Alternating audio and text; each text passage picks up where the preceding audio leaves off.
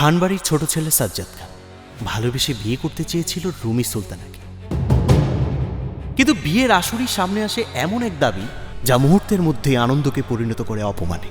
নগদ 30 লক্ষ টাকা, 15 ভরি গহনা আর একটি নতুন গাড়ি ছাড়া এই বিয়ে হবে না। যৌতুকের দাবিতে যখন দুই পরিবারের সম্পর্ক ভাঙনের মুখে, তখন কেউই বুঝতে পারেনি ভাগ্য নীরবে আরেকটি খেলা সাজিয়ে রেখেছে। কারণ ওই একই পরিবারের একমাত্র মেয়ে তানিয়া খান, সে তখন ডুবেছিল অন্য এক স্বপ্নে। ভার্সিটির সবচেয়ে আলোচিত ছেলে জিসান চৌধুরী, যার জন্য অসংখ্য মেয়ে পাগল, কিন্তু সে কারো দিকে ঘুরেও তাকাত না। আর সেই উদাসীনতাই তানিয়াকে আরো বেশি আকৃষ্ট করে।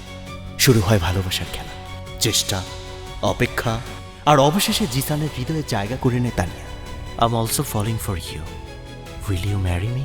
কিন্তু সব গল্প কি ভালোবাসা পাওয়ার পর শেষ হয়ে যায়, নাকি সেখান থেকে শুরু হয় নতুন অধ্যায়? কাজী সাহেব, এই বিয়েটা করার আগে আমার একটা শর্ত আছে। যে পরিবার অন্যের মেয়ের বিয়ে ভেঙে দিতে চেয়েছিল যৌতুকের লোভে, আমার ছেলেকে যৌতুক না দিলে এই বিয়েটা হচ্ছে না। ভাগ্য কি তাদের নিজের দরজায় একই হিসাব ফিরিয়ে দেবে? আমাদের সামাজিক স্ট্যাটাস আছে, আমাদের আত্মীয় স্বজন আছে, পরিবার আছে।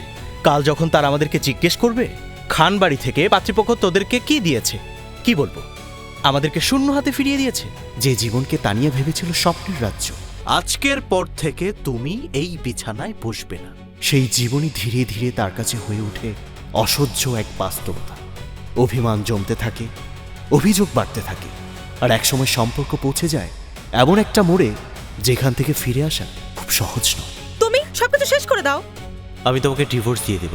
ভালোবাসা, অহংকার, প্রতিশোধ আর ভাগ্যের অদ্ভুত খেলায় কে হারবে আর কে জিতবে, সেটা জানতে হলে দেখতে হবে কোটি টাকার জামাই।